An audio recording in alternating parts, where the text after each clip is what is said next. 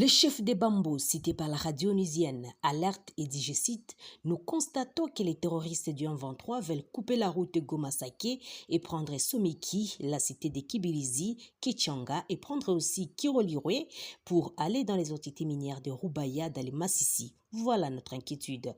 Il indique que les rebelles renforcent leur position dans les groupements Tongo en territoire de Rutshuru et c'est depuis qu'ils se sont retirés de la cité de Nyamilima sur l'axe Ishasha-Kiwanja. La présence de renforts de ces terroristes est signalée depuis le vendredi dernier sur les axes Tongo, Mulimbi, Kishishi, Bwiza, Mabenga-Rwindi et la colline Nyundo sur Pombla-Kibumba, une autre partie que la rébellion dit avoir quittée. Cette autorité appelle la République démocratique du Congo à anticiper afin de parer à une éventuelle attaque des terroristes dans ces zones. Il faut signaler que sur les lignes de front, dans les Rutshuru, une accalmie précaire s'observe depuis près d'une semaine. Dirigeons-nous toujours en Nord Kivu après des intenses affrontements à l'arme lourde tout l'après-midi du jeudi dernier. Les rebelles de la milice Nyantura ont affirmé avoir délogé le vendredi 20 janvier les rebelles du 1-23 de la localité de Mugudugu, dont la chefferie de Bwito, dans les territoires de Rutshuru, nous sommes en province du Nord Kivu. D'après des sources locales, les rebelles du 1-23 se seraient retirés de leur position de Tongo et se dirigeraient vers Bwiza où ils renforcent leur position. La crainte sur la situation sécuritaire dans cette contrée est à prendre en compte, atteste un responsable administratif de cette zone. Il règne cependant une accalmie relative depuis le vendredi sur l'axe Karenga, affirme la société civile des Massissi, sans toutefois préciser sur les affrontements entre les forces armées de la RDC et FARDC et les M23. D'après la même source, les parcs de Virunga et les champs de ces terroristes qui demeurent sans habitants.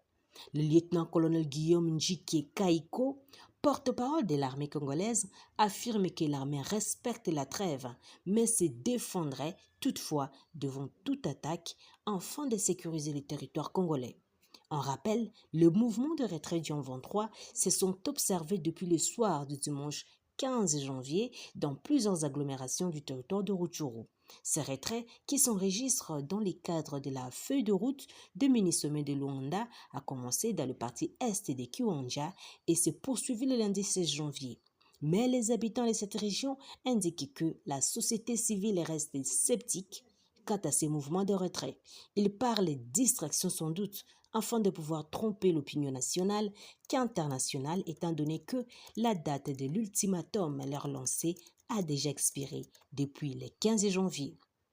Les acteurs de la société civile de Burundi, du Rwanda, de l'Ouganda et de la RDC ont appelé le vendredi 20 janvier à une gestion harmonisée des ressources transfrontalières de leur pays. Ils ont levé cette option au cours d'une rencontre organisée à Goma au Nord Kivu. Le président de la société civile du Nord Kivu, John Mbanyene, et d'avis que ces modèles de gestion vont profiter à tous les 4 pays. Nous avons effectivement des ressources naturelles transfrontalières entre nos pays respectifs. Comme nous, le Congo, nous avons des ressources naturelles avec le Rwanda, avec l'Ouganda et avec le Burundi. Et nous, comme organisation de la société civile, nous avons jugé bon de travailler en synergie sous cette coalition pour que chaque fois nous puissions réfléchir ensemble comment gérer ces ressources naturelles d'une manière durable, a déclaré un des participants dans ces assises. Le point focal de cette coalition de la société civile au Burundi, Alexis Nikiza, espère que la mutualisation des forces permettra de bien faire face aux défis de la protection de ces ressources. Il évoque l'une des ressources naturelles que le Burundi partage avec la RDC et le lac Tanganyika, un lac d'une importance capitale pour la population de nos deux pays. Donc, les défis qui se trouvent là, nous les partageons aussi au niveau de la population et au niveau de la pollution. Donc, nous devons ensemble analyser ces défis et voir ensemble des solutions. Parmi les ressources naturelles à protéger, il y en a autres, les lacs et les parcs. À l'issue de ces réflexions qui vont durer 2 jours, des actions pour la sauvegarde de ces ressources naturelles dans la région seront identifiées. Ces réflexions sont menées dans les cadres de la coalition des organisations de la société civile pour un plaidoyer en faveur des ressources naturelles de la région des Grands Lacs. Dirigeons-nous au sud Kivu. La situation est restée relativement calme le vendredi 20 janvier dans les zones des combats de Mugeti, dans le haut plateau du territoire d'Ovira, au sud de Kivu.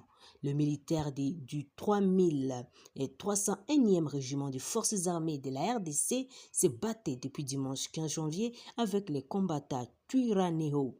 Ces combats ont fait 4 morts, 3 du côté de l'armée, parmi lesquels un officier, ainsi que morts du côté des Twiraneho. Les habitants ayant fui ces combats ont commencé à regagner timidement le vendredi 20 janvier les villages Mugeti, Nyakirango et Irangi, les sources de la société civile de Bijombo, mais les commandants du 3301e régiment de FARDC dans la région, le colonel Faustin Balizani, redoutent qu'il y ait des assaillants parmi les retours civils. Pour ce responsable de l'armée, les assaillants utilisent la ruse. Ils se désengagent d'un côté et de l'autre, ils tendent des embuscades contre les FARDC en patrouille.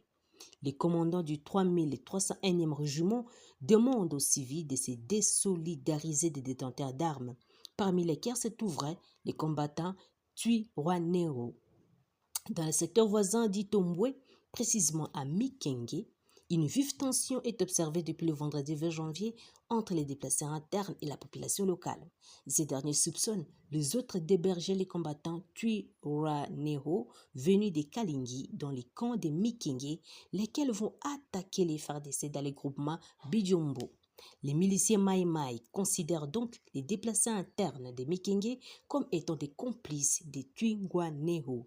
Cette situation a créé une grosse panique au sein des déplacés, le poussant à rester confinés à l'intérieur du camp de peur d'être pris pour cible.